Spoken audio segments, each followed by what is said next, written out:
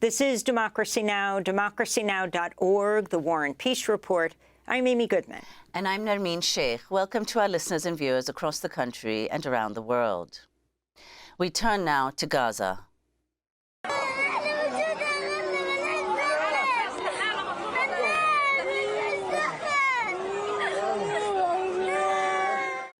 A Palestinian child screams out, "We did nothing wrong, we did nothing wrong," as Israel bombs the Jabalia refugee camp for a third day in a row, this time hitting a school run by UNRWA, the UN Agency for Palestinian Refugees.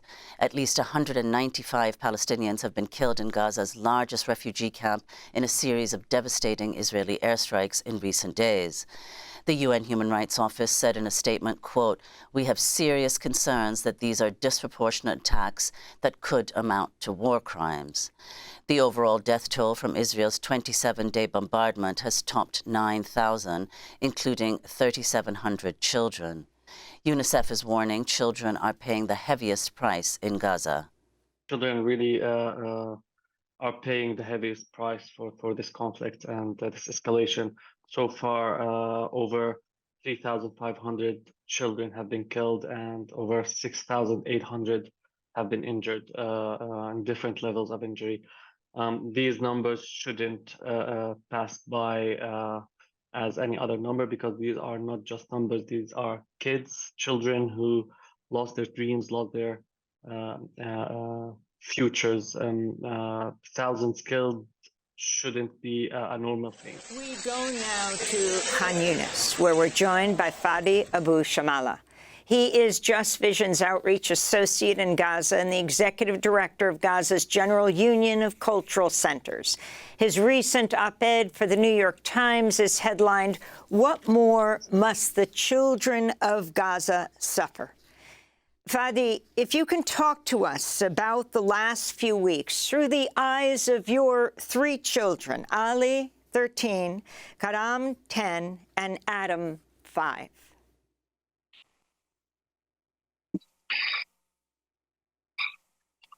Thank you so much, Nermeen, for having me in this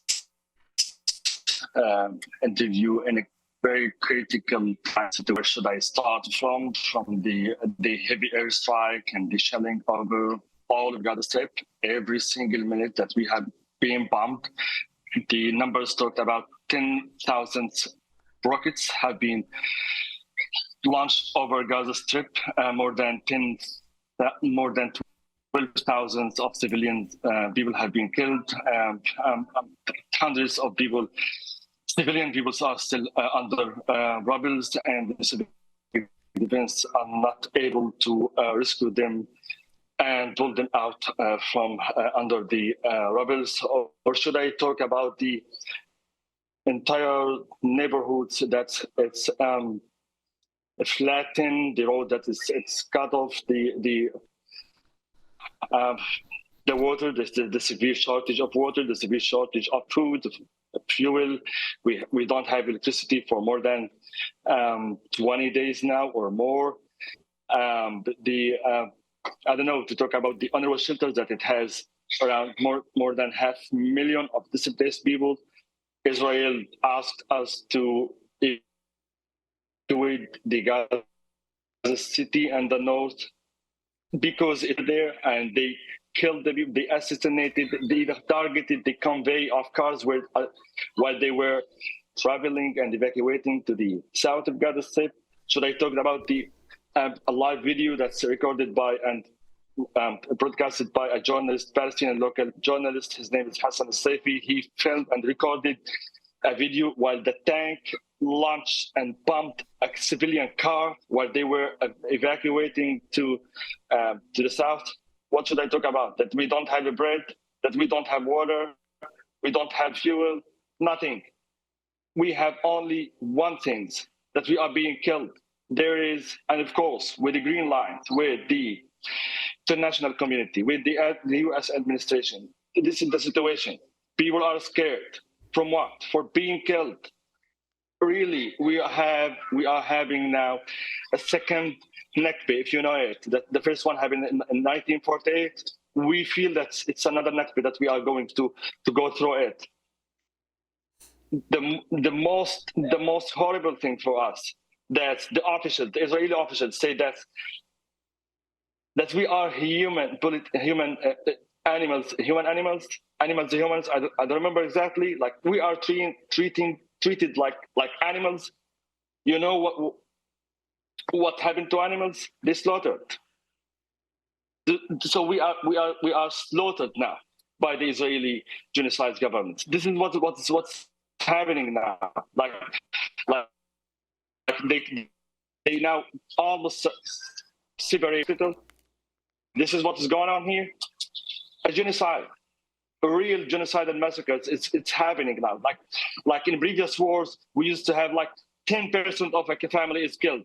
Now, the whole building, the entire neighborhoods is bombed, flattened. It's happening in Jabalia for 3 days. In Nusayrat, in Khan Yunis city, in every single Gaza Strip cities. This is what is happening here now. I'm a father of 3 kids, as you have mentioned. They think that I'm a hero. I'm not. I'm scared exactly like them. I'm scared of the bombing. I'm scared of not having water. We were lucky that we have yesterday, drinking water. We have been without drinking water for around a day. Like we don't have electricity here. Like we are also lucky that we have 2 solar panels at the roof of my family. I'm evacuating, by the way. I'm originally living in Gaza City, but I'm already evacuated to my parents' home. I'm so lucky that my parents' home are living in Khan Yunis refugees camp. Fadi, You can imagine that millions already evacuated their homes. Yeah. Fadi, you're speaking now, as you said, the international community led by the United States has been supporting Israel absolutely in its operation in Gaza. If you could say, what is your message to Americans as Gaza is under this systematic military assault that is ongoing, and you're describing the devastating conditions under which you and all these children, your own, of course, 3 children, but we've just said 3,700 children have been killed in Gaza. What is your message to Americans? I would say that I'm so proud of the 100,000s of Americans who went to demonstrate for us. We are here in Gaza Strip. Believe us, we are following the news, and we feel like more comfortable when we watch in TVs like thousands and hundreds of thousands of American people who went to the streets in order to support us, to express the sympathy and in solidarity with the Palestinian people here in Gaza Strip. That's make us more relaxed and comfortable that we are not alone, that there is a lot of people who they still have a live heart. That's my message to you. Please keep going. We are listening to you. We are following you. I'm sure that no one can stop our voice. Our voice is for justice. Please keep going what you are doing now, because at the end, I'm sure that the U.S. administration will listen to you and stop, or at least the green light that it's given to the Israeli government of killing us. Please, this is your money. This is the taxes money that you are paying to the American administration. It's used by buying bombs and rockets and provided it to government. We are being killed by your taxes now. Please say no to your administration. That's enough. This unlimited and ongoing support. The Israeli occupation are checking the humanitarian aid that's entered Gaza Strip. It's a milk for kids. It's a medicine. It's white flour for making bread. So can you at least make double check this support by the American administration, where it goes, what it's used for? It would be like our main priority for you guys in the US. I would say it again, and I have mentioned it before, that I was in the US in March, and I met tens of Americans of people. I was so lucky that I have met them in March, and I saw that people who have a live heart, who are still conscious, and they believe in justice. We are depending on these kind of people who can say the truth, and they can tell the truth, and they have the courage, and they are brave enough to say to their administration that stop of standing with the with the massacres implementers, with the occupation. It's not about Gaza. It's not a war between Israel and Hamas anymore. It's a war between the Israeli in the most strong forces in the Middle East against a civilian people. Like look at West Bank. They don't have Hamas there. How many one is killed since October 10th? 7. Sorry. We are, as Palestinians, we are off of the double standards by the Eastern international community, and I'm talking about the politicians, about the governments, not the people, because we also followed the great demonstration in the street in the European Union. Hundreds of thousands of people. Also in London, like 500,000 of British people were in the streets. Come on, people all over the world know the truth. You can't hide it. It happened in the past that a lot of media were hiding the truth. But now we have social media, we have Zoom, we have WhatsApp, we have a lot of applications that people in Gaza and in Palestine that can use, and we can't keep telling the truth for what is going on now here in Gaza Strip. No one will stop us. We have a lot of English speakers. We will keep telling the truth loudly. We will not stop. We will keep speaking up until the international community will respect our willing and self-determination.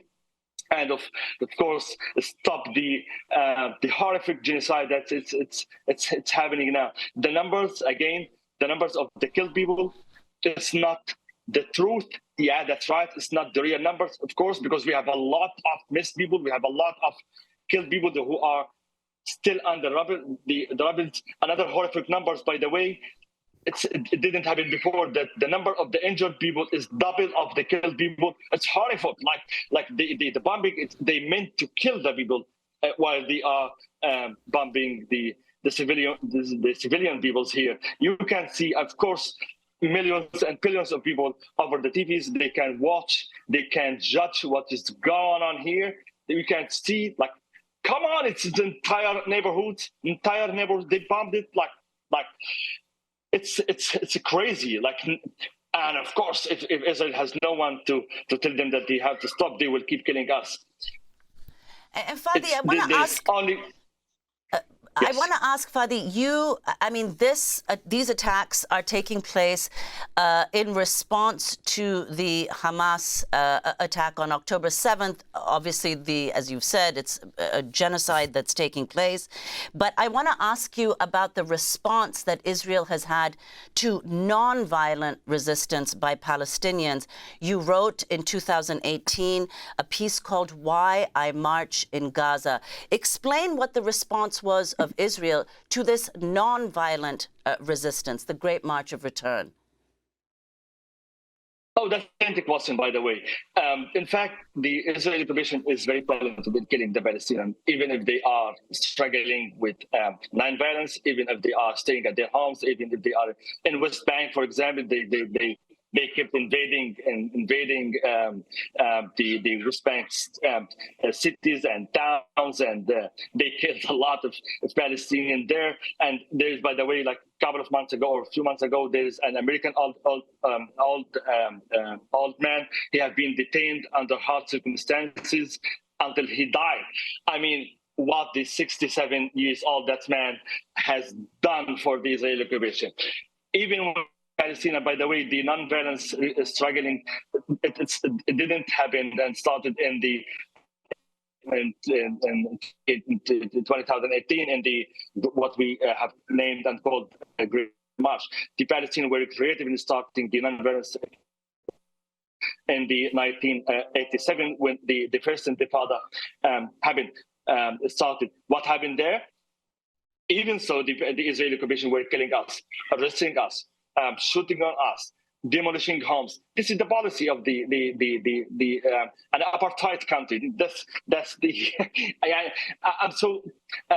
I'm so surprised sometimes when someone I watch in TV that's like it's defending on the Israeli occupation. Like we did it in 2018. We were marching. I was there. I participated there, and I was one of the witnesses of the Great Return March. What happened? Snipers. They were like lambing. If he will shoot the knee of the kids. I know many kids that their legs were amputated by the snipers. They killed more than 350 in that non-violence resistance. And also, what happened by the U.S. administration at that time? I mean, this eliminate, or I would love, of course, to be stopped. So whenever and whatever the Palestinians will do, we will. Israel will keep killing us. It started before 1948, and it will keep until they have the support from the European, with the U.S. administrations. They will keep killing us until one day the entire world will believe like those Palestinians. Fadi Abu Shammalah, we want to thank you so much for being with us. Fadi is Just Vision's Outreach Associate in Gaza, Executive Director of Gaza's General Union of Cultural Centers, speaking to us from Khan Yunis, which has also been bombed repeatedly. We'll link to your New York Times piece, What More Must the Children of Gaza Suffer?